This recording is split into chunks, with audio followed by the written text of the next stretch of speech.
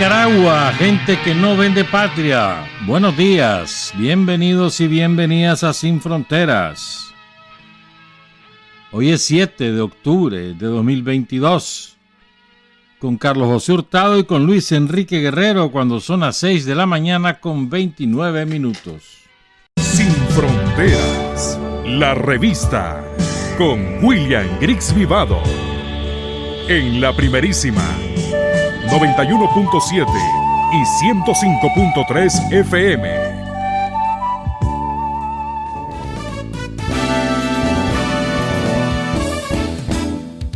Sin fronteras para decir la verdad.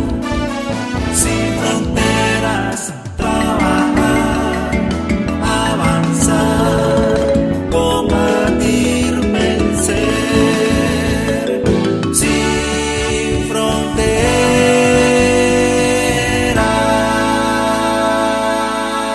6 de la mañana con 33 minutos. Vamos a enviar un saludo atrasado. Doña Yorlin Matamoros y don Octavio Álvarez Matamoros, Moreno, son los responsables de que yo no haya saludado a María Camila Álvarez Matamoros. Estuvo de cumpleaños el 30 de septiembre.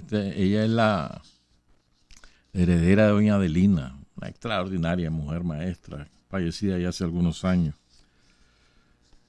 De manera que felicidades atrasadas, María Camila, culpa de tu papá, que yo creo que va por el Alzheimer, yo no sé, todo se le olvida a este hombre. Dice Yorlin que es que trabaja mucho. Bueno, pongámosle pues. Felicidades, María Camila. Bueno, actualicemos lo del huracán. Porque va a ser huracán cuando nos golpee, va a ser categoría 1, la menor, pero no deja de ser huracán. Probablemente golpee las costas del Caribe entre las 12 de la noche y las 5 de la mañana, hacia las 3, probablemente. Los pronósticos hasta este momento, la trayectoria prevista, puede girar un poco hacia el norte, puede girar un poco hacia el sur, pero en este momento pegará más o menos entre Bilwi y Perlagún, por la zona de Caraguala, por ahí. En este momento, ¿verdad? Dicen los meteorólogos que hoy debe pasar a tormenta tropical. Ya ayer en la tarde ya pasó a depresión tropical. Primero es un disturbio, después se convierte en depresión, a la medida que va ganando fuerza en los vientos y se va organizando mejor. Luego pasa a tormenta, gana fuerza, y después a huracán 1 hasta llegar al 5. Entonces probablemente hoy, dentro de unas horas, ya será una tormenta tropical, y es cuando es tormenta ya le ponen el nombre. Se va a llamar Julia, el nombre que corresponde. Recordemos que los nombres los escogen mucho tiempo antes de la temporada. Entonces, Julia en este momento lleva una trayectoria oeste. Nada de girar nada de noroeste o suroeste, no, oeste. Ahorita está sobre Colombia, está causando mucha lluvia. En Venezuela ha habido un montón de lluvia en los últimos días, ha habido desastres ahí en Caracas. Entonces, va a pasar, ya como huracán 1, va a pasar sobre San Andrés. Y muy cerca de Corn Island, antes de impactar en Nicaragua. ¿Qué es lo que más va a afectar al país? Las lluvias que trae consigo. Como tenemos suelos muy saturados por un copioso invierno que este año hemos tenido y ha sido formidable, entonces los suelos van a ser poco capaces de absorber el agua que va a caer. Entonces eso origina mayores probabilidades de encharcamiento, de deslaves, muy frecuentes los deslaves. Se dejan venir los cerros porque no aguantan tanta lluvia, tanta agua, ¿verdad? Y el otro fenómeno es que los ríos se llenan, se saturan. Entonces puede ser que no esté lloviendo aquí, puede ser, o que esté lloviendo poco aquí en el centro, en el oriente sur del país, y qué sé yo, por el Rama, por Muelle de los Bueyes o Nueva Guinea. Podría ser, por ejemplo, es un ejemplo que durante el impacto del fenómeno ahí está lloviendo poco, pero como está lloviendo torrencial en la zona donde nacen los ríos, de pronto se te crecen. Y eso es en todas partes. Entonces probablemente vamos a tener mucha lluvia, sobre todo en el norte del país. Sobre todo, no únicamente, sobre todo. Y de Nicaragua va a salir allá, según la trayectoria hasta ahorita definida, va a salir por el lado de entre el Jícaro y Ocotal, por ahí va a salir rumbo Honduras y después El Salvador.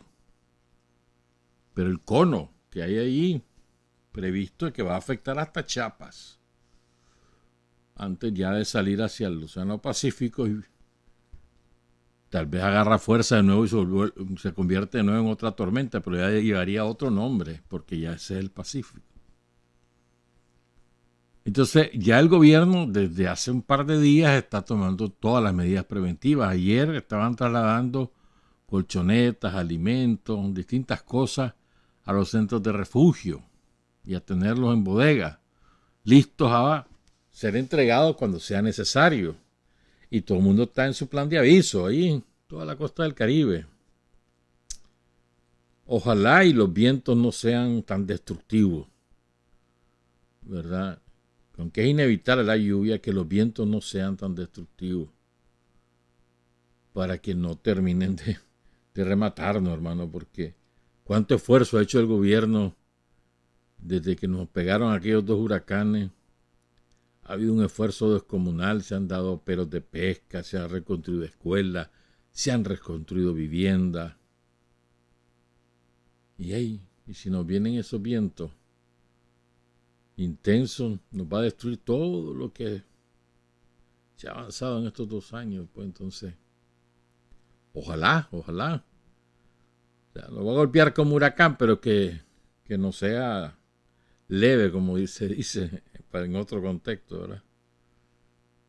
Que no venga con toda la fuerza, que no haya una sola víctima mortal, que todo el mundo se resguarde, que todo el mundo le haga caso a la fuerza naval allá en la costa, a los Comupred, a los Sinapred, al Sinapred, a los gobiernos municipales, que le hagan caso, hombre.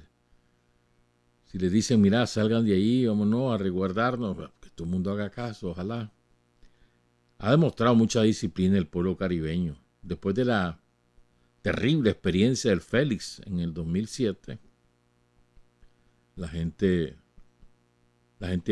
se ha disciplinado y prefiere prevenir que sufrir las consecuencias mortales. Pues, es muy bueno. De manera que en alerta, pues, desde Perlagún hasta Bilwi.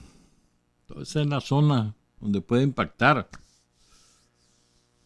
Y luego montaña adentro, las minas, Huaspán, ya por la Jinotega, San José de Bocay, los 2 Huihuilí, Jalapa, el Jícaro, bueno, toda esa zona, por ahí va. Claro, ya no va a ir como huracán, va a llegar como tormenta, quizás menos, pero va a haber mucha lluvia, repito, la lluvia, hay que tener cuidado con la lluvia.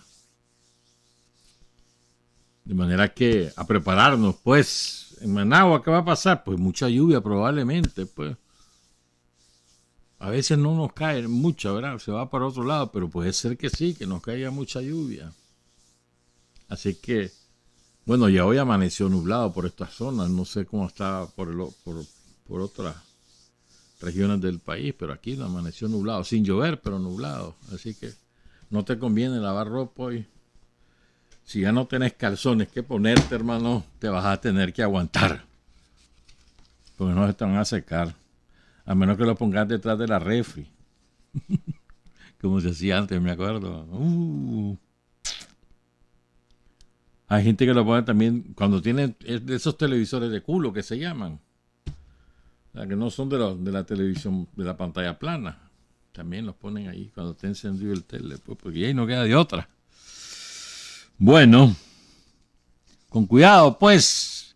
Recuerden, el agua es la fuerza más poderosa de la naturaleza. No hay nada que la detenga. Nada, nada. El agua no la detiene nadie. De manera que respetémosla y tomemos nuestras medidas. Son las 6 de la mañana con 43 minutos. Vamos a hablar dos cosas. Ahí vas a ver. Salvajada. Empiezo con dos héroes que quiero recordar hoy. Este compañero, su nombre es Héctor Orlando Zamora Peralta. Este muchacho, carpintero, le gustaba el canto, la música, pero era convencido de la revolución, se metía en todas las cosas allá en el lado de Quilalí, ¿verdad? Y se integró al servicio militar, ya no era un cipotito, pues ya tenía como 22, 23 años, y es uno de los fundadores del BLI Germán Pomares Ordóñez. Héctor Orlando Zamora Peralta era parte de la segunda compañía del BLI y cae en combate el 5 de octubre de 1984 en el sector de Santa María de Loma Azul, entre Yalí y San Rafael del Norte. Él era hijo de Catalina Peralta Blandón y de Cornelio Antonio Zamora González. Nació el 18 de diciembre de 1960 y cayó el 5 de octubre de 1984. Casi iba a cumplir los 24 años Héctor Orlando. Saludamos a sus amigos, a sus compañeros del BLI, a su familia allá en Quilalí. Quiero contarles esta historia, nuestra corresponsal en toda la zona de los barrios orientales de Managua, la compañera María Luisa Bustamante, nos suministró esta semblanza biográfica del compañero Freddy Anselmo Jiménez Pérez, conocido como Hermes. La escribió esta semblanza el compañero Pedro José Rodríguez Murillo. ¿Habías oído hablar de Hermes? ¿Verdad que no? La mayoría de nosotros no había oído hablar de Hermes. Un cipote. Bueno, como todo en aquella época, ¿verdad? Este muchacho nació en Diriá el 28 de octubre de 1956. ¿Verdad? Trabajaba en lo que se conocía en aquella época como La Perfecta, que después fue Parmalat y que ahora creo que es parte de La Lana, no sé, a saber quién la compró. Pero bueno, él era obrero de la Perfecta. Y ahí trabajó intensamente el Frente Sandinista en todos los sectores fabriles de la carretera norte. Habían bastantes más empresas que ahora. Toda la carretera norte era conocida como la zona industrial de Managua y ahí hubo un intenso trabajo del Frente Sandinista. Marcos Somarriba, por ejemplo. En todo lo que era Chico Mesa trabajó mucho ahí. Organizando a los trabajadores en sindicatos, apoyándolos en sus demandas gremiales e incorporándolos a la lucha revolucionaria del Frente Sandinista. Entonces, Hermes era su seudónimo, Freddy Anselmo, su mamá fue Minerva Pérez, su padre Anselmo Jiménez, y tuvo dos mujeres que lo adoptaron, no literalmente, pero sí por cariño, por afecto, aquí en Managua, que fueron Sofía y Salomé. Dice Pedro José, lo veo con su andar bamboleado, por las calles de la carretera norte, siempre feliz. Si alguien confió en el triunfo de la revolución, ese fue Pancho, el otro seudónimo de Pedro José, el comandante Hermes, obrero de la perfecta. Amaba la vida, pero no logró llegar a la vejez como yo, quizás porque pertenecía a una casta de seres divinos que no se adaptaron a este mundo, o pensó que su estancia aquí ya había llenado lo justo para heredarnos un mundo mejor. Era callado, el primero en los combates, siempre cumplía la tarea que se le encomendaba, fraterno, y en los operativos iba delante de las necesidades. Estaba en la plenitud de su vida cuando cayó en combate. Bromista, juguetón, tuvo un hijo con la Conchita y conoció la bondad en su amigo, el ingeniero René Alfonso Cano Acuña, que en paz descanse. Entonces dice Pedro José, estamos aquí haciendo un poco de justicia, evocando la memoria de un hombre que caminaba y platicaba con nosotros, sin vicios ni extravagancias, y quisiéramos resarcirle todo lo que nos dio en su corta vida, lo que manifestó ante un enemigo despiadado, y copiar su ejemplo paradigmático. Entonces, el compañero Pedro José aprovecha la semblanza biográfica de Hermes para contar qué eran los comandos revolucionarios del pueblo. Estos fueron unos contingentes de chavalos muy aguerridos, preparados ideológicamente, pero muy aguerridos, muy valientes, casi todos de extracción obrera ahí en la carretera norte y en los barrios también, donde estaban las brigadas, pero eran muy audaces además, aguerridos y audaces, o sea, hacían acciones que uno no pensaba que se pudieran hacer, ellos las hacían, los comandos revolucionarios del pueblo, que estaban conformados por 5 combatientes, cada comando. Y Freddy Anselmo Hermes Pancho perteneció al CRP, al Comando Revolucionario Julio Buitrago, ¿verdad? Entonces, una de las características de los CRP que le asignaban como tarea era las maniobras de distracción de la guardia para quitar peso sobre una acción de mayor envergadura, por ejemplo. O sea, para dar un ejemplo, si iban a atacar una estación de policía, si ese era el objetivo principal, una de las tareas de los comandos era distraer a la guardia y obligarlos a ir a atender una zona donde ellos operaran para evitar que llegaran refuerzos donde estaba el objetivo principal. Esa era una de sus tareas, ¿verdad? Siempre ellos no vivían clandestino, era semiclandestino, se reunían clandestinos, pero hacían vida normal, ¿verdad? Una de las características también era el secretismo, ¿no? La compartimentación. De manera que la información que manejaba un comando nadie más la manejaba. Si caía uno de ellos preso, la mayor, digamos, revelación que podía hacer era sobre los otros 4 de su comando. Hasta ahí llegaba, pero nadie sabía quién integraba qué otro comando, pues. ¿Verdad? El jefe de los comandos, dice aquí el compañero Pedro José Rodríguez, era Carlos Carrión, aunque nunca se reunían con él, pues era muy poco. Entonces, se presentaba un plan, lo aprobaba la dirección del frente en la zona de la carretera norte. Ese plan se incorporaba el plan de llegada, es decir, de la acción de combate, y el plan de retirada. Si no había plan de retirada, no había acción. Siempre tenía que tener prevista la retirada, ¿verdad? Y además se hacía una planificación, se vigilaba el sitio, las entradas y salidas del adversario, del enemigo, quiénes pasaban, cuántos pasaban, a qué horas pasaban. Otra de las tareas de los comandos, nos cuenta Pedro José, era la propaganda armada.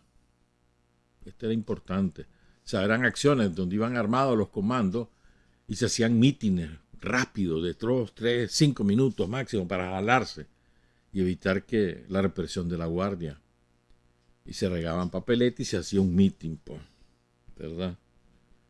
Y fíjate que una cosa importante que recuerda Pedro José, recuerda a compañeros que ya se han ido también, y era la capacitación, el estudio era un estudio sistemático. Y él cuenta que llegaba a darle charla un compañero que fue del Partido Socialista, que se integró al Frente Sandinista, pero era del Partido Socialista. Otro socialista más que se integró a la lucha revolucionaria, como Doris Tijerino, por ejemplo. Entonces, es Ramón Medrano, que tenía una gran capacidad, tanto didáctica como de conocimiento del marxismo-leninismo, de la historia de Nicaragua. Entonces, Ramón llegaba a dar las charlas a los comandos, eran charlas queditas, pues no eran un pizarrón ni nada, no, así reunidos, contándoles las cosas, de dónde salían, las realidades que vivíamos. Pero un día la guardia lo capturó y lo torturó con especial crueldad a Ramón Medrano. Entonces, el jefe, nos cuenta el general César Larguespada Palavicini, que trabajó toda esa zona en la carretera norte con Marcos Somarriba, con Francisco Mesa y con muchos otros compañeros. Nos cuenta el general Larguespada que el jefe del comando Julio Buitrago era Pedro Rodríguez, pero cayó preso, entonces asumió Douglas Duarte. ¿Ya? Importante este dato que nos ofrece el general Larguespada. Dice que algunas acciones ameritaban una distracción grande, como cuando se desarmó a los CPF de Belo Horizonte. Cuenta Pedro, el autor de esta semblanza, Pedro José Rodríguez. También hubo acciones en Santa Rosa, en Guaspán, en las Américas 2, en la Unidad de Propósito, en las Mercedes. Y realizaron recuperaciones bancarias. En una de esas, cuenta Pedro José, se llevaron $500,000 de Córdoba o más. Recuperaron escopetas en entidades privadas. Solo el comando Julio Buitrago hizo 20 emboscadas en la zona entre la Unidad de Propósito y el barrio Guaspán. Solo ese comando. Y en una ocasión, cuenta Pedro José, el frente seleccionó a algunos de sus miembros, de los miembros de este comando, para integrar un comando especial, cuya misión era secuestrar al embajador especial de Estados Unidos, William Boulder. Esa acción la iba a encabezar el comandante de la Revolución, Carlos Núñez Tella. Al final no se hizo, pues. Pero, o sea, ¿cómo serían de aguerridos y de bien preparados que algunos de ellos habían sido seleccionados para esa acción que hubiera sido sensacional, además? Entonces, el propósito de este comando era, sobre todo, ejercer la acción en la carretera norte, pues. Tiempo triste fue cuando la Guardia aniquiló la Brigada Popular del Quilocho. Eso fue terrible. Esa emboscada fue espantosa. Pablo Emilio tiene un buen relato de esa emboscada, que fue previo a la emboscada del 27 de mayo. Teníamos 3 buzones en la zona con armas que se le iban quitando a distintas entidades. En una ocasión incursionamos en una empresa que tenía 15 escopetas de mazorca, con la que equipaba a su personal de seguridad. Nunca tuvo un herido el comando Julio Buitrago. Otra actividad que desarrollaban era proteger a las manifestaciones populares, porque andaban con armas camufladas en un círculo perimetral para proteger a la manifestación de la represión de la Guardia. Si había represión, entonces los comandos se quedaban rifándose con la Guardia y la gente podía salir huyendo. Dice Pedro José que él únicamente conoció a otros 2 comandos, ¿verdad?, cuando los quebraron, el de Domingo Martínez y el de Enrique Flores. Me cuenta Emiliano, dice, pues yo estaba preso, que durante la insurrección final se abrieron los buzones y se repartieron las armas, asignándole a estos compañeros el grado de comando revolucionario del pueblo. El general Larguespada dice que Hermes participó en la insurrección final en Santa Rosa, y según nos cuenta Pedro José, Hermes cae el 26 de junio de 1979, donde fue el acerrío Carlos Morales Orozco, que queda del puente de Portezuelo 2 cuadras al sur, sobre la pista que va a la rotonda La Virgen, es ahí. Un comando de 5 combatientes se enfrentó a la guardia y él fue el único que cayó en combate. Y nos cuenta el general Larga Espada que la tumba de Hermes, de Freddy Jiménez y de otros compañeros quedaron bajo resguardo de la compañera que le conocían como la Gata, colaboradora del barrio Santa Rosa. Entonces, cuando triunfamos, el propio comandante guerrillero Marco Soma Riva se encargó de ir a exhumar los restos de estos combatientes y entregárselos a sus familias. Bonito eso, bonito. Un hermano de Freddy fue teniente, ya está retirado, teniente coronel del ejército de Nicaragua. Concluye el compañero Pedro José Rodríguez Murillo: hoy tenemos un compromiso con su legado. No fue comandante guerrillero, no fue ni general, pero en el combate y la estrategia era un titán. Incontables sus muestras de valor, siempre optimista y siempre un paso adelante del enemigo. Era como esos héroes anónimos que solo persiguen el bienestar de su pueblo y lo dan todo por el pueblo. Freddy Anselmo Jiménez Pérez, Hermes, Pancho. Y muchas gracias a Pedro José Rodríguez por esta semblanza biográfica y a nuestra corresponsal María Luisa Bustamante. Son las 7 de la mañana en punto. Vamos a arriesgarnos porque es que, miren, ayer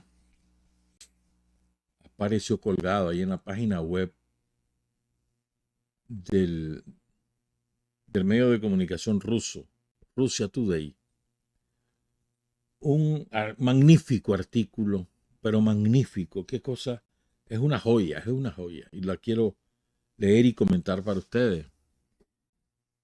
O sea, es nunca mejor sintetizado, pues, porque uno lo piensa, pero cuesta organizar esas ideas y sintetizarlas. Eso lo hizo un compañero que se llama Oleg Yasinski, que es mezcla chilena con ucraniano y de sentimientos rusos, o sea, una cosa especial, revolucionario. Y él lo que sintetiza es qué fue lo que hizo el neoliberalismo con la izquierda, entre comillas, mundial, porque no es solo un fenómeno latinoamericano, sino que es mundial. Y lo hace de una manera magistral, porque además nos ubica. O sea, la privatización de la izquierda, como él la denomina, no es un fenómeno aislado del resto de la estrategia del neoliberalismo. Esto es sumamente importante. Entonces él va describiendo estas cosas y yo quiero compartirlo con ustedes. Repito, esto es escrito por Oleg Yasinski, periodista ucraniano-chileno, colaborador de los medios independientes latinoamericanos como Desinformémonos o Presenza, investigador de los movimientos indígenas y sociales en América Latina, productor de documentales políticos en Colombia, Bolivia, México y Chile, y traductor al ruso de textos de Eduardo Galeano, de Luis Sepúlveda, de José Saramago, o de Marcos el Zapatista, entre otros. Pues. Entonces empiezo y vamos a ir comentando. Y yo creo que esto va a ayudarnos a muchos de nosotros a ubicarnos. ¿Por qué los Boric, o por qué los Alberto Fernández, o por qué los Pedro Castillo? Por citar algunos, ¿verdad? Hay otros ahí que puedes meter en ese saco. ¿Por qué? Bueno. Comienzo, pues. Si no puedes vencer a tu enemigo, únete a él, dice un refrán heredado por el poder desde tiempos antiguos. Dentro del gran retroceso histórico que será recordado por los antropólogos del futuro como el neoliberalismo, hay pocas cosas rescatables. Cuando el sistema mundial capitalista logró la destrucción de su principal enemigo, la Unión Soviética, y entonces a los pueblos de la Unión Soviética, con toda su belleza humana y una total ingenuidad política, se les vendió la falacia de la economía social de mercado y el brutal laboratorio pinochetista chileno gracias a los cuentos de hadas mediáticos, se convirtió para los gobiernos el neoliberalismo en el principal modelo a seguir. El gran proyecto humanista de la izquierda mundial fue prácticamente noqueado. Más allá de una que otra resistencia en uno que otro rincón, el neoliberalismo se apoderó de todo, y más allá del crimen económico, convertido en la única lógica del desarrollo para asegurar la irreversibilidad de su triunfo, del triunfo del neoliberalismo sobre el socialismo, el neoliberalismo se dedicó, oigan esto, a acabar con las culturas y las memorias de los pueblos, convirtiendo la educación, el arte y el pensamiento primero en una mercancía y luego eliminándolos por ser innecesarios. Para poder dominarnos bien y sin riesgos, había que idiotizarnos. Pero en el umbral entre nuestros siglos XX y XXI sucedió algo más.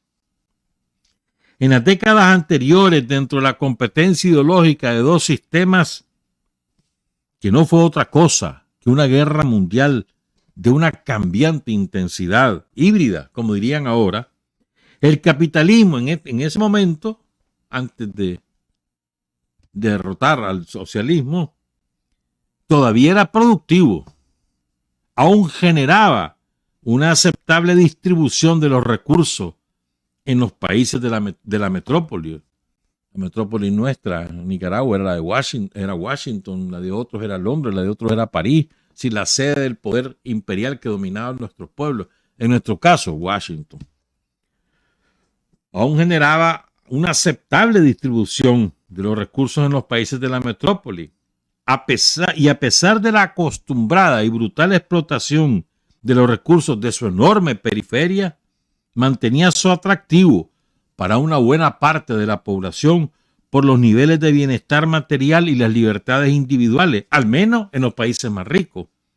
La gente mínimamente, en teoría, podía optar entre las ventajas y desventajas de ambos sistemas. Con la desaparición del socialismo real en Europa, se perdió uno de los principales estímulos de la lógica capitalista, que es la competencia. Y como la opción socialista dejó de aparecer como una posibilidad histórica y la amenaza para los poderes de Occidente, es lógico que las conquistas sociales, hasta en los países más ricos, se fueron reduciendo, abriendo el camino para una explotación sin límite, como el sueño de los defensores del fin de la historia. Al mismo tiempo, junto con la revolución digital, las especulaciones financieras internacionales de lejos ganaron la competencia con los capitales nacionales productivos. Ya después lo va a desarrollar esto de otra manera. O sea, ¿quién ganó? Los banqueros, los especuladores de la bolsa le ganaron a los productores, a los industriales, a los ganaderos, a los productores. Y la dirección del mercado, de las sociedades capitalistas mundiales está en manos de los especuladores, de los parásitos, que son los banqueros y todos los que transan con las bolsas de valores. Generar bienes reales, o sea, generar cosas que vos podés comprar, una computadora, un teléfono, una mesa, una silla, comida, generar eso, se hizo cada vez menos rentable, ganan cada vez menos dinero en esas cosas. Y con el desarrollo del manejo de la imagen y de la psicología humana, la televisión, Internet y las redes sociales en manos de los de siempre, solo en un par de décadas, 20 años, sirvieron a nuestra mesa un mundo paralelo, una fuga perfecta de la realidad insoportable, con una promesa de rincón feliz para los que se porten bien. Promesa. Los políticos tradicionales, los hombres de Estado rápidamente fueron reemplazados por los gerentes tecnócratas al servicio de las grandes corporaciones y cuyo único requisito es no saber distinguir entre una empresa y un país, que además ya son prácticamente lo mismo. Para asegurar su triunfo, al neoliberalismo le quedaban solo las últimas 4 tareas, y él las enumera de manera formidable. Dice: Oleg Yasinski. La primera tarea del neoliberalismo, la destrucción de la educación pública, donde en el mundo anterior, los ciudadanos aprendían las cosas básicas acerca de este mundo y que tradicionalmente fueron los focos de la disidencia social y del pensamiento crítico. Primera tarea, destruir la educación pública para destruir la posibilidad de crear conciencia crítica de las sociedades capitalistas. La segunda tarea, acabar, esta es de una importancia descomunal, acabar con la comunicación directa entre los seres humanos, rompiendo el tejido social tradicional, una función que en las grandes ciudades cumplieron las redes sociales con esa ilusión de unir, desuniendo y haciéndonos adictos. Voy a desmenuzar esto, Manu. Hoy preferimos un chat a ir a ver un amigo o una amiga, o a ir a ver a tu mamá, o a tu papá, o a tu primo, o a tu prima, incluso a la novia, al novio. Preferimos el chat o la videollamada que el ir a visitarnos, que conversar 1 hora o 2 horas. Destruyó la comunicación directa y ya no nos vemos los rostros. Ya ni nos recordamos o nos conocemos por las imágenes, por la fotografía, pero no por los rostros que vemos. Ni conocemos las respuestas corporales ni faciales de nuestros interlocutores. O sea, no sabemos cómo reaccionan porque ya no nos vemos. Y esto deforma la comunicación en términos absolutos. En lugar de convertirlos como instrumentos auxiliares, la realidad cibernética, es decir, en lugar de que te ayude el chat a mantener una comunicación, lo que hizo fue sustituir la comunicación. Y eso impulsado por el propio sistema para evitar que nos conozcamos bien, para romper esos lazos sociales. Esto es sumamente importante. Eso rompe el nudo gordiano de la sociedad. Nos volvemos robots y adictos además a las redes. La tercera tarea del neoliberalismo, dice Oleg Yasinski, muy relacionada con esa que ya les conté de las redes, es la destrucción de nuestras culturas locales, generando una nube mundial cosmopolita donde consumiremos solo un tipo de producción cultural, creada y controlada por ellos. Algo que define los valores, los modelos y los hábitos sociales de las generaciones que vienen, permitiendo así manipularnos de una forma simplificada y uniforme. Esto es sumamente importante. Es que todo lo que dice este hombre, aquí está sintetizada tantas cosas. Perdón. Fíjense. Destruye nuestra cultura para imponernos la cultura única. La cultura de los Rambo, la cultura de los animes, la cultura del reggaetón, la cultura de Hollywood. Y sustituir todo. Los bailes buenos son los bailes de ellos, no los nuestros. La manera de comer es la de ellos, no la nuestra. ¿Ah? Entonces, claro, nosotros hemos ido recuperando lo nuestro, gracias al gobierno sandinista, ¿verdad? Y hemos ido afianzando nuestra cultura, con orgullo además. Pero el fenómeno que aquí había en nuestro país, recuérdenlo, destruida las manifestaciones artísticas y la cultura, es decir, la manera como hacíamos las cosas, nos las estaban destruyendo. Desde la cultura culinaria, por decir algo, hasta las expresiones artísticas, pasando por nuestra manera de relacionarnos con los vecinos, con la familia, con otras comunidades, todo, destruirlo todo. Así veníamos. Y aquí viene la gran novedad de este artículo, pues, que su título es ¿Cómo el neoliberalismo privatizó la agenda de la izquierda? Dice Oleg Yasinski, la cuarta tarea. La última, dice, la cuarta tarea era tal vez la más delicada. ¿Qué hacer con los que dicen ser de la izquierda y quienes se supone que con sus luchas, organizaciones, conocimiento y la mirada crítica desde los tiempos inmemoriales podían impedir el cumplimiento de esos planes. ¿Cómo hacer? Entonces Oleg responde: el gran computador, que es a la vez el corazón y el cerebro tecnócrata del sistema neoliberal, dio una respuesta muy simple: el robo, que es la especialidad y la experticia del sistema capitalista. A estas alturas, el capitalismo no le puede ofrecer al ser humano absolutamente nada nuevo, ni siquiera una ilusión. Y mientras nuestros dogmáticos seguían su eterna y cada vez más estéril discusión sobre Trotsky, sobre Stalin o sobre Mao, el sistema neoliberal se apropió de la agenda de la izquierda de una vez, privatizando todo el paquete de absolutamente todas las luchas de generaciones y generaciones. O sea, mientras andábamos, lo que estábamos en el lado izquierdo de la sociedad, nos poníamos a discutir babosadas, que si tenía razón Mao, si tenía razón Trotsky, no sé qué, no sé cuánto. Nos perdíamos en esa babosada y mientras tanto la derecha se apropió de la agenda de la izquierda y aparecieron los nuevos izquierdistas hablando de esto y de lo otro. Esto fue lo que ocurrió en los últimos 30 años. Esto fue lo que ocurrió.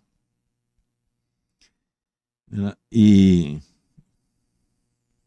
bueno, dice Oleg, y aquí me voy a detener, vamos a hacer la pausa y después vamos a desmenuzar esto.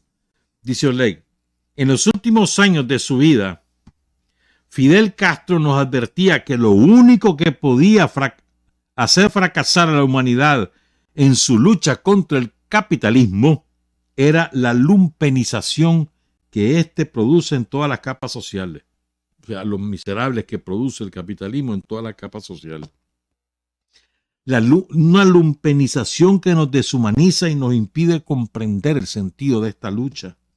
Esta lumpenización fue el objetivo de las políticas educativas y culturales de las últimas décadas, cuando desde las escuelas las materias como historia o filosofía se declaraban sobrantes y la televisión nos acostumbraba a la comida rápida, intelectual, al fast food intelectual, siempre alineado con cierta dosis de veneno ideológico anticomunista. ¿Qué es lumpen? Yo tengo la definición de lumpen que nos hace Fidel. La hace a lo largo de muchos discursos. Estuvimos extrayendo para buscar una definición más próxima a lo que queremos decir. Entonces dice Fidel: el lumpen es el desclasado ese que aspira a vivir de parásito y no del trabajo. En otro discurso dice: el lumpen es ese tipo de ser vegetativo que no produce, que no defiende el país, que en realidad no aporta nada a la sociedad. Y un complemento de esta definición que dice Fidel: el lumpen encuentra su medio adecuado para lucrar y vivir dentro de todos los vicios y explotando a los demás. Eso es el lumpen.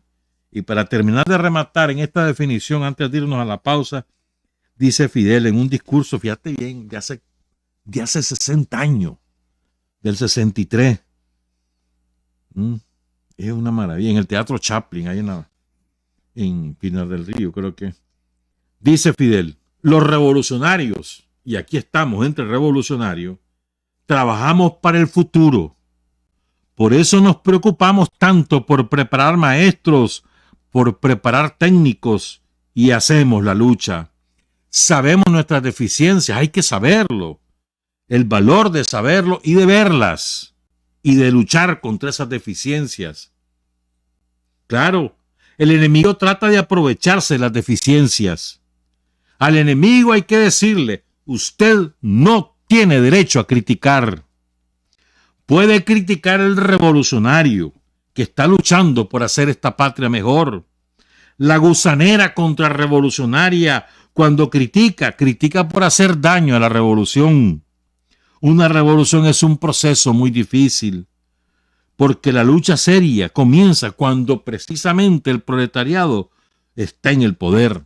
Entonces, cuando el proletariado, el pueblo está en el poder, las clases que monopolizaban el dinero, la cultura, se valen de todos los medios, incluso de todos los vicios que ellos mismos crearon. Los lumpen, por ejemplo, dice Fidel, que son producto de esa sociedad capitalista, terminan como contrarrevolucionarios. Seguimos con el artículo de Oleg Jasinski después de esta pausa. Son las 7:19. Hay hombres que luchan un día y son buenos. Hay hombres que luchan un año y son mejores. Pero hay hombres que luchan toda la vida. Esos son los imprescindibles. Estamos con Oleg Jasinski, cómo el neoliberalismo privatizó la agenda de la izquierda. Ya les conté lo de la lumpenización y lo que define Fidel como lumpen, que me parece lo más preciso y lo más fácil de entender. Seguimos entonces, ¿verdad? Entonces están en la tarea, el capitalismo en su fase neoliberal está en la tarea de privatizar la agenda de la izquierda, aprovechando a los lumpen. Como el adversario, dice Oleg, es muy profesional, no nos dimos cuenta del robo. Solo amanecimos dándonos cuenta que nuestras banderas desde hacía tiempo ya estaban en manos enemigas. ¿Qué banderas que están en manos enemigas? La justicia social. De pronto ya no es nuestra, es de ellos. El bien común es de ellos. ¿Y de dónde? Los derechos de los trabajadores es de ellos. Ya ni siquiera, mira cómo hemos sido. El otro día hasta una empresa del Estado, en Atrel, por ejemplo, ya en Atrel ya no le dice a los trabajadores, le dice colaboradores. ¿Qué es eso? O sea, hasta nuestro lenguaje lo estamos dejándonos que nos quiten nuestra categoría, las nuestras, trabajadores, a mucha honra. Ya no es el Día de los Trabajadores, el Día del Trabajo. Eso es los gringos que es el Día del Trabajo. Nosotros es el Día de los Trabajadores. Pero esos son ejemplos, ¿verdad? Entonces, y después Oleg nos da otro ejemplo. Dice, nuestra lucha histórica por los derechos de las mujeres. Y recordemos, los derechos de las mujeres son reivindicados por Lenin. Los primeros grandes logros de las mujeres, una vez que se conquista el derecho al voto, son en la Unión Soviética con Lenin. La primera mujer ministra, la primera mujer embajadora. Los derechos... El derecho a tener guardería para poder cuidar a sus hijos y poder trabajar, todo eso son nuestros. Nuestra lucha histórica por los derechos de las mujeres convertida en feminismo agresivo, amenazando al mundo con la guerra de los sexos. La defensa de la dignidad y de los derechos de las minorías sexuales se convirtió en un show indigno y autoritario que podría ser la cátedra de la hipocresía y del irrespeto. La lucha vital por defender nuestro planeta de la voracidad del sistema es encabezada y promovida por las corporaciones verdes. Esto es puchica, está retratado. Vos ves ahora a las mineras o las compañías madereras hablando de la defensa del medio ambiente. Te voy a dar otro ejemplo. Nos echan la culpa a los ciudadanos, a los consumidores, nos echan la culpa del uso del plástico y ellos son los que nos dan el plástico. Entonces te dicen, luchemos por defender al planeta, no uses pajillas, no uses bolsas plásticas. ¿Y quiénes nos las dan? No son ustedes, pues. Y en lugar de ellos, de no tirar los plásticos al mar como ellos lo hacen, de buscar qué hacer con ese plástico, nos dicen que nosotros la vayamos a sacar, porque ellos no. Entonces es su responsabilidad social. ¿Cómo es que le digan responsabilidad social empresarial? Ajá, solo vos sabés. Sigo. ¿Verdad? Con lo que dice Oleg Jasinski. La imposición de los oxímoron. ¿Qué es un oxímoron? Es cuando vos utilizas una palabra con un significado con otra palabra que es antagónica y lo haces una sola cosa. Por ejemplo, el capitalismo social. ¿Y qué es eso, hermano? ¿Ah? Nos da varios ejemplos. Economía social de mercado. ¿Y qué es eso? O sea, contradictorio. El mercado es antisocial. O si no, desarrollo capitalista sustentable. ¿Dónde has visto vos un desarrollo capitalista sustentable? No existe. Porque el capitalismo es depredador por naturaleza. No hay manera de sustentarlo. Pero bueno. O la guerra humanitaria, ¿verdad? Como la que hizo los Bush allá en Irak, en Afganistán, en Libia, la guerra, o en Yugoslavia, la guerra humanitaria, o en Siria. Entonces, dice, esa imposición de los oxímoron, ya les dije lo que es oxímoron, es poner una palabra antagónica junto a otra y crear una nueva categoría, ¿verdad? Sigue descomponiendo el cerebro de los estimados televidentes, que ya no tienen ni siquiera los elementos más básicos para armar la realidad hecha trizas del enorme cráter generado por el cometa neoliberal que chocó contra nuestro planeta. Las verdaderas luchas por los derechos antes se unían a la gente. Las luchas actuales manejadas por el sistema nos desunen. Nunca mejor dicho, hermano. Declarando la tolerancia, se promueve la hipocresía, la desconfianza y el odio. Ahora da risa recordar nuestra crítica de las sociedades socialistas por sus supuestos dobles estándares, supuesto lo agrego yo, que alguna vez nos indignaron tanto. Los estándares de ahora, montados sobre la arena movediza del relativismo, la ignorancia y sobre todo la arrogancia, promovidos por el sistema occidental, son múltiples. Están llenos de contradicciones que nadie ve, ya que no sabemos mirar con nuestros propios ojos. En este gran reinicio nada está escondido. La manipulación, el manejo y el autoritarismo están totalmente abiertos, solo que nadie quiere ver por el miedo, por la incomodidad o simplemente porque no sabe distinguir la forma y los colores.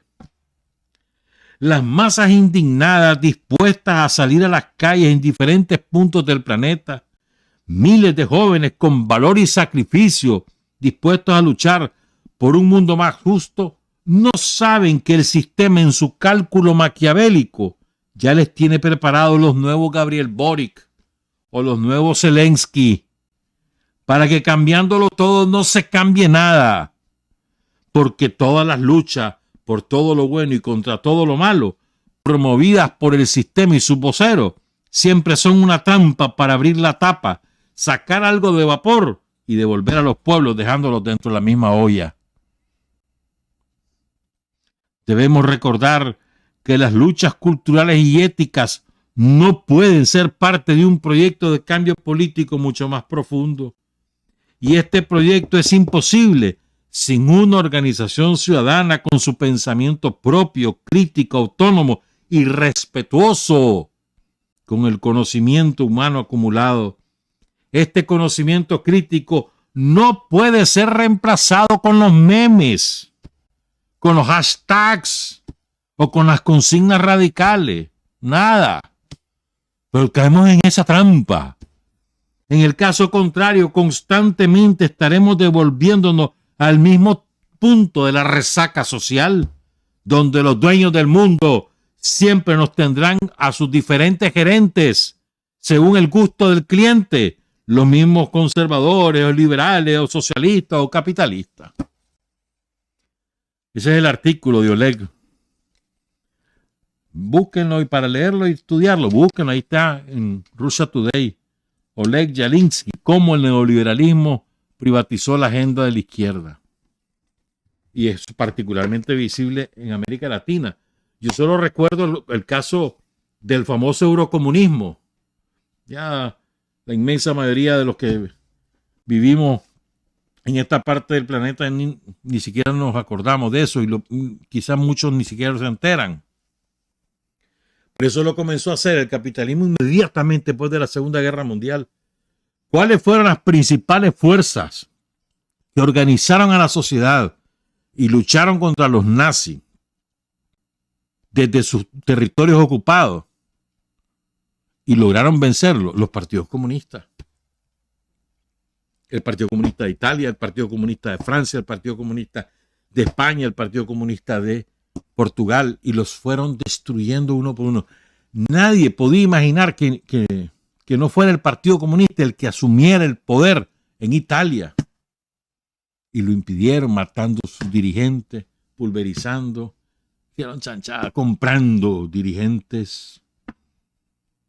Lo mismo hicieron en Francia, lo mismo hicieron en... Donde más se resistió fue en Portugal. Lo hicieron los laboristas británicos eran una fuerza de izquierda en aquellos tiempos, nacieron de los sindicatos ingleses. Marx escribió sobre el sindicalismo inglés. Pues eso, todo eso lo fueron pervirtiendo. Ahí empezaron con su modelo de destrucción de la izquierda. Suecia, el Partido Socialista Sueco, el de Olof Palme, era un partido consecuente con la humanidad. No era un partido revolucionario, pero un partido progresista. Lo destrozaron. Asesinaron a Olof Palme y luego destrozaron el Partido Socialista. Y así miles de ejemplos que en América Latina también desgraciadamente se reproducen. Partido Socialista de Chile, ¿qué tiene que ver ese Partido Socialista de Chile con el de Salvador Allende? No tiene nada que ver. Usurpan esa sigla. El pobre Salvador Allende debe revolverse en su tumba con las chanchadas que han hecho los Ricardo Lagos, los Michelle Bachelet y toda esa claque de dirigentes políticos que avergüenzan a cualquiera que procure ser revolucionario. Y así podríamos seguir. Por ejemplo, pienso en esto de la privatización de la agenda de la izquierda. Pienso en algunos de ahora, pues. Estaba leyendo ayer un famoso diario de los banqueros, de los dueños del mundo, los banqueros. ¿Para qué voy a decir el nombre? Pero el diario de ellos, de los banqueros, respaldando a Lula. Digo, ¿y esto? Hay que escarbar un poquito, hermano. Yo ahora quiero ir con Fidel, porque de Fidel siempre encontrar, cualquier día. Vos dame un tema, yo te busco lo que dice Fidel. Entonces Fidel tiene unas maravillas que las quiero compartir con ustedes. Este fragmento que les voy a leer es del 13 de marzo de 1966, a propósito del 9º aniversario del asalto del Palacio Presidencial y de Radio Reloj, que lo encabezó aquel famoso dirigente estudiantil en aquellos tiempos, José Antonio Echeverría.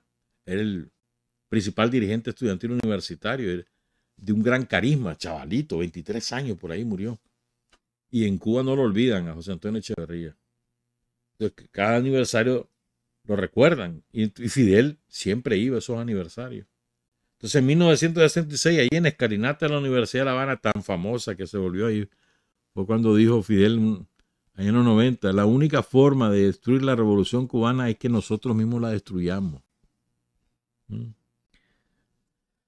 dice Fidel, debemos decir con toda franqueza. Espérame, voy a hacer el antecedente. Entonces Fidel está hablando de la deserción en aquel momento, en el 66, de algunos embajadores, algunos cónsules, algunos capitanes de barco, que habían desertado y se habían sumado a los yanquis. Él está hablando de eso.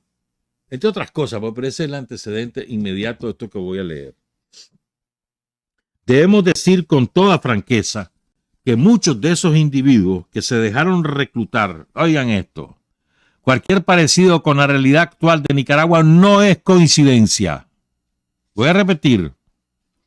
Debemos decir con toda franqueza que muchos de esos individuos que se dejaron reclutar, que se dieron a la presión y al soborno, jamás tuvieron la menor idea de lo que era el sacrificio, de lo que era la lucha. Es que los mejores hombres de la revolución y mujeres se quedaron en nuestras Fuerzas Armadas Revolucionarias. Los mejores hombres y mujeres de nuestra revolución se quedaron en el partido. Los mejores hombres y mujeres de nuestra revolución han estado desempeñando infinidad de tareas de vital importancia. Y por eso Nuestros combatientes guerrilleros, ¿quiénes eran? Obreros humildes, campesinos. Nuestros oficiales revolucionarios, la mayor parte de ellos, tuvieron que ponerse a estudiar apenas terminó la guerra y se han pasado 7 años estudiando, 7 años superándose para poder desempeñar las nuevas funciones que la revolución requería, para poder mandar unidades grandes de combate. Ninguno de esos hombres podía desempeñar un cargo de embajador o de cónsul o de agregado de cualquier cosa, o de jefe de una oficina comercial. Y si hubiese podido, no habría sido correcto enviarlo allá, porque lo necesitábamos aquí en el país, al frente de una unidad de combate, o al frente de un trabajo del partido, o al frente de un sector importante de la administración y de la economía. Estamos muy lejos de proclamar, entiéndase bien, dice Fidel, que solo pueden ser buenos los que lucharon. No. Porque aquí la lucha empezó hace algo más de 10 años. Estamos hablando de Cuba del 66. Y ha tenido distintas etapas. Una etapa insurreccional.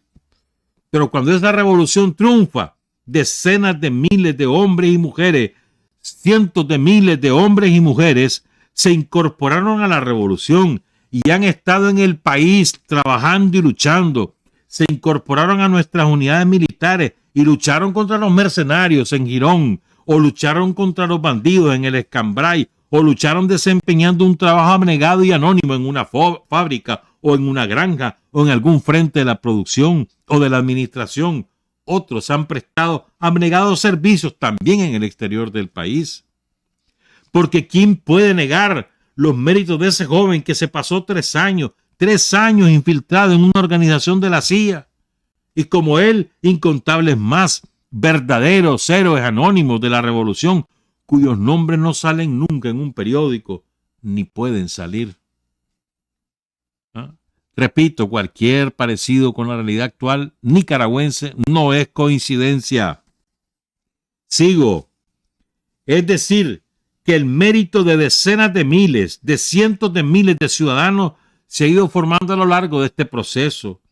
Pero al lado de los hombres que luchan, de las mujeres que luchan, de los hombres y mujeres que trabajan, al lado de las decenas de miles de obreros de las ciudades que se van a cortar caña durante toda una zafra, han marchado parejamente esas corrientes de individuos que nunca han aportado nada, que no han hecho ningún sacrificio, que no tienen ninguna conciencia revolucionaria y que desde luego no son la representación de este pueblo. Es importante, ¿eh? Al lado de todo ese enorme contingente de gente que lucha, hay un contingente de malditos, de parásitos. Ahí van, aparejados.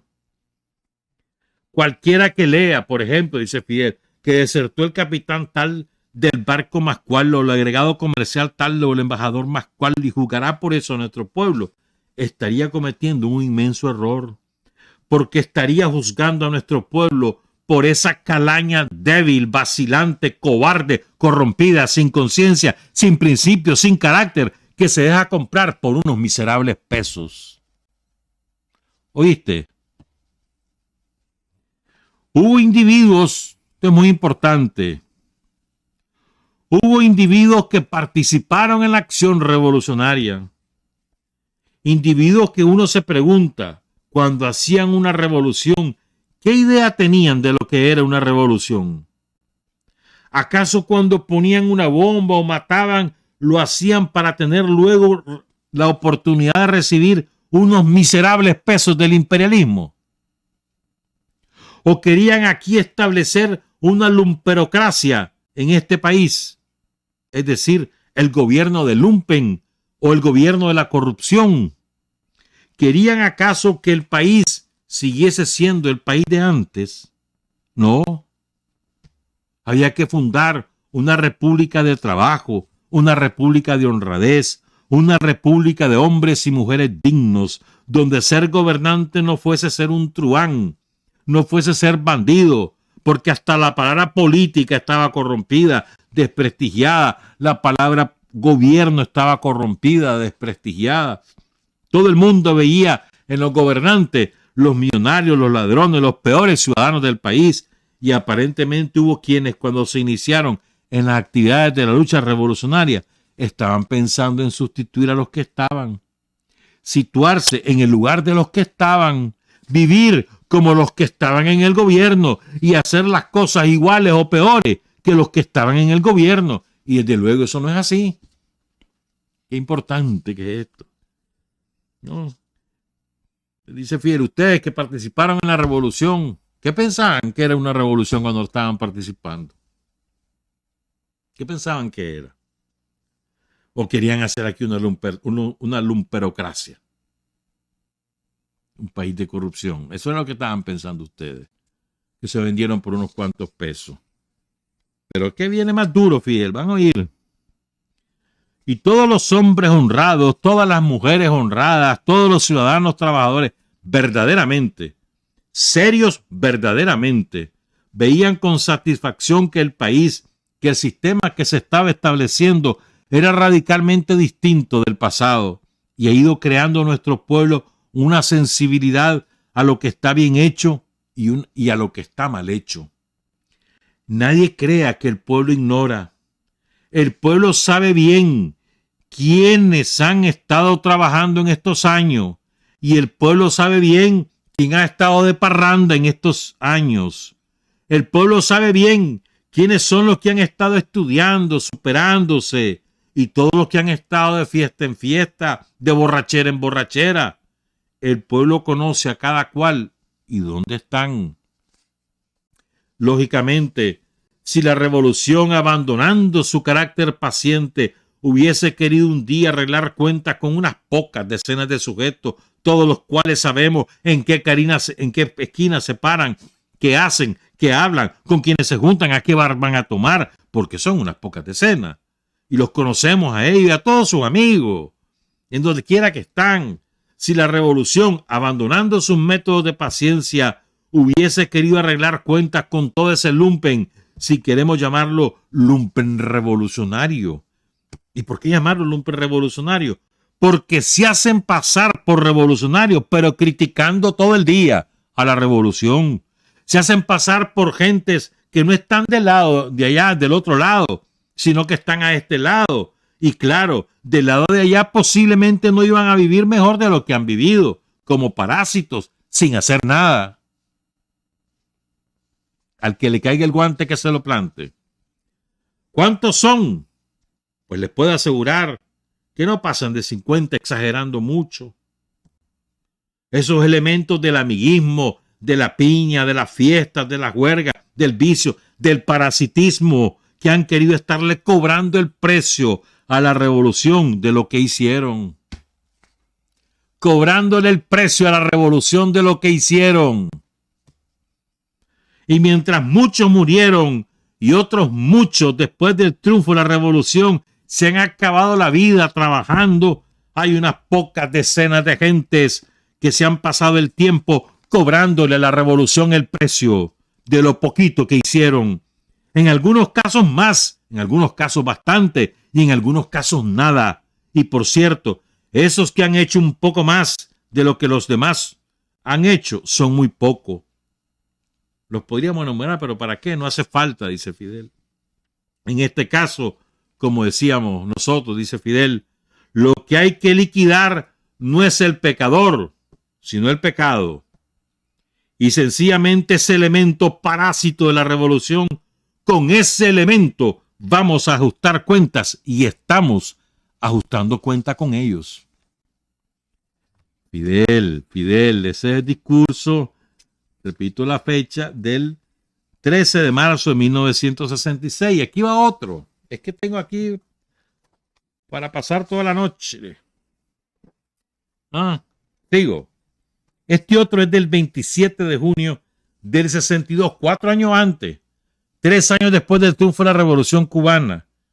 Y fue ante directores de las escuelas ideológicas, las escuelas de instrucción revolucionaria del naciente partido, porque todavía eran organizaciones diferentes que estaban en una coordinación. Y dice Fidel, pongan cuidado. Es lógico que en un país como el nuestro, a 90 millas del imperialismo, el poder reaccionario mayor del mundo, se sientan esperanzados, se sientan envalentonados. Los contras.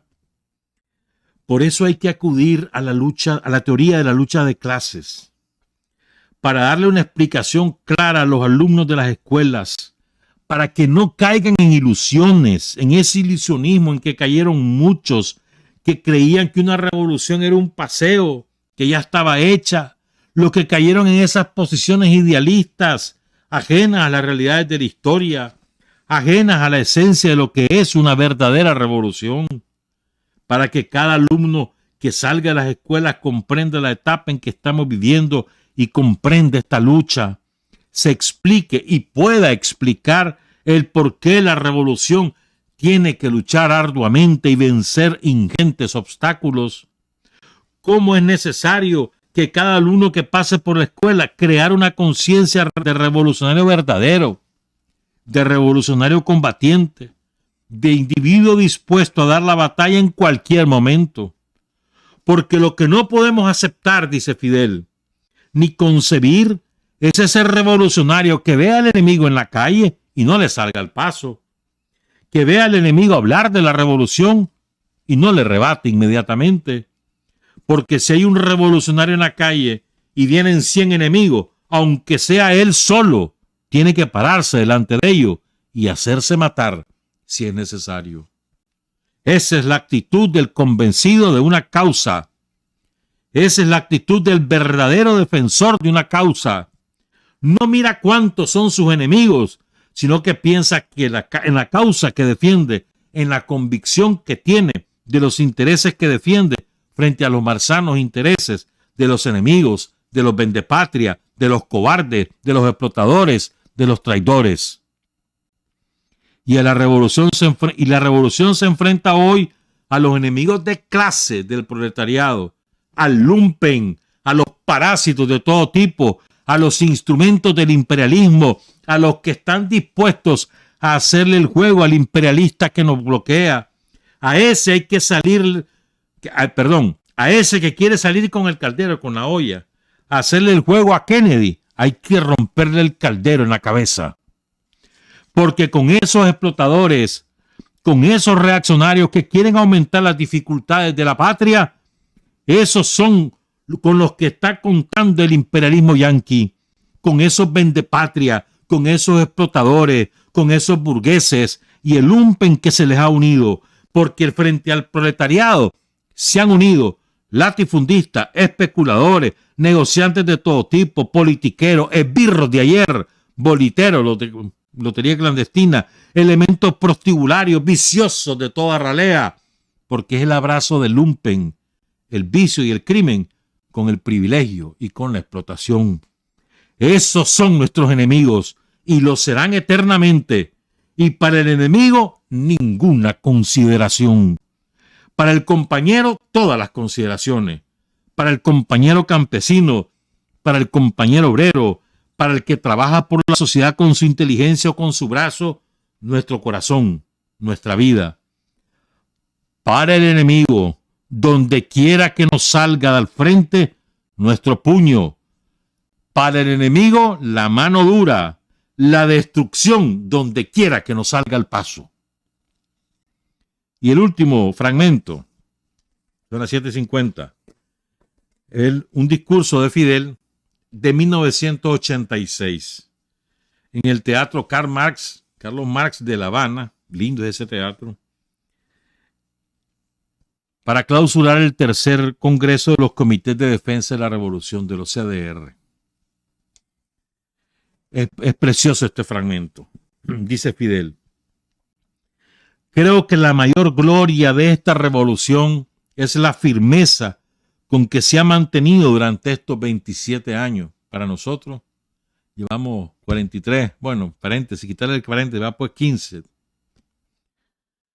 La mayor gloria es la firmeza con la que se ha mantenido, dice Fidel. No lo han podido ni podrán jamás intimidarnos, no han podido ni podrán jamás doblegarnos, y estoy convencido de que esa es la mayor gloria de este pequeño país, aquí en el Caribe y de esta revolución. Recaudamos, entre otras cosas, para el deber sagrado de defender la revolución y la patria, defender la sociedad no solo contra los enemigos externos, sino contra los enemigos internos, no solo frente a los contrarrevolucionarios, sino frente a los antisociales y a los lumpen, los parásitos, que no acaban de aceptar las normas de convivencia socialista. Los policías y todos los planes de fortalecer la infantería y los medios de los órganos del Ministerio del Interior para defender a la sociedad del delito, de los delincuentes, todo el esfuerzo que tiene que hacer la revolución en ese sentido, nos agrada a todos. Pero son hombres, son miles de hombres y mujeres, son decenas de miles de hombres y mujeres sanos, saludables, preparados, inteligentes, con un altísimo nivel en la trinchera frente al enemigo imperialista, frente al enemigo externo, frente al enemigo interno. Sí, son grandes los recursos que tenemos que invertir en todo eso y además en nuestro desarrollo. ¿Y qué vamos a hacer? ¿Arrepentirnos de ser revolucionarios? Preferimos 1.000.000 de veces el precio y las dificultades de ser revolucionarios al precio y la ignominia de ser esclavos. Tenemos dificultades, pero no tenemos dueños. No podemos ni siquiera repetir aquel verso de Martí: yo quiero cuando me muera sin patria, pero sin amo. No podemos repetirlo porque no tenemos amo. Y sin embargo, tenemos revolución y tenemos patria. Y si tenemos que morir, tendremos patria y moriremos por la patria. Tendremos revolución y moriremos por la revolución. Mas no tendremos ningún amo al morir, ni moriremos jamás teniendo amo. Fidel, 1986. ¿Qué vamos a hacer? ¿Arrepentirnos de ser revolucionario? Jamás. Entonces aquí se trata de socar contra todo.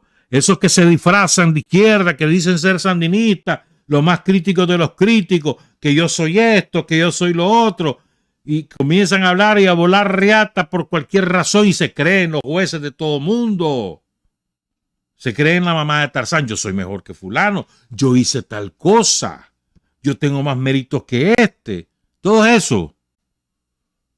Que creen que son, ¿cómo le llaman? Influencer. Y ya se ponen ahí un Facebook Live o un Instagram Live o un Periscope o un YouTube Live. Y entonces comienzan a hablar. Y yo esto, y yo lo otro, y yo creo, y esto no es así, y esto no es así, y ustedes son corruptos, y eso es nepotismo, y eso es no sé qué. Y la superestrella. ¿Ah? Y comienzan a pasar factura. Yo hice esto, merezco esto. A mí no me han dado nada, yo me merezco esto.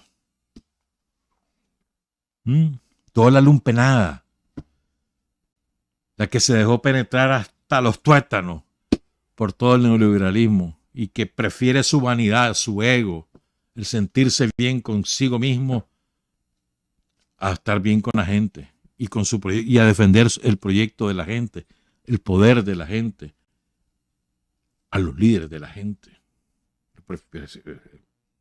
No, yo no. Yo soy mejor. Yo soy la estrella aquí, man. Somos instrumentos, hermano. Somos instrumentos del pueblo. Como organización, Frente Sandinista, instrumentos del pueblo. Como individuo, instrumentos del Frente Sandinista y del pueblo. Voluntario, nadie nos obligó. Vos sos militante del Frente, sos militante, entonces asumite como lo que sos, un instrumento de la causa de la revolución del pueblo de Nicaragua. Eso somos. Y hacemos lo que hay que hacer en el momento que nos toca hacerlo. Desde hace 4 años sometidos a una guerra implacable de los yanquis, implacable. No descansan los yanquis y nosotros no tampoco. Una guerra que nos ataca por todos los flancos y ahí vamos venciendo. Nos vamos a dar resultados, vamos venciendo y lo vamos a volver a terminar de derrotar más pronto que tarde. Pero es una guerra. Y en una guerra, hermano, no se abren filas. Así de sencillo. En una guerra se cierran filas. Unidad, organización, disciplina, ¿recuerdan? Sandino nos los enseñó. Unidad, organización, disciplina. ¿Saben quién también nos enseñó eso? Carlos Fonseca. Unidad, organización, disciplina. Carlos nos enseñó y nos los puso en la práctica, al detalle. Dio la vida por la unidad. Creó la organización y fue el más disciplinado entre los disciplinados. Unidad, organización y disciplina que seguimos venciendo. Trabajar, avanzar, combatir, vencer. Patria y libertad. Revolución es sentido del momento histórico. Es cambiar todo lo que debe ser cambiado. Es igualdad y libertad plenas. Es ser tratado y tratar a los demás como seres humanos. Es emanciparnos por nosotros mismos y con nuestros propios esfuerzos. Es desafiar poderosas fuerzas dominantes dentro y fuera del ámbito social y nacional. Es defender valores en los que se cree, al precio de cualquier sacrificio. Es modestia, desinterés, altruismo, solidaridad y heroísmo. Es no mentir jamás ni violar principios éticos. Es convicción profunda de que no existe fuerza en el mundo capaz de aplastar la fuerza de la verdad y las ideas.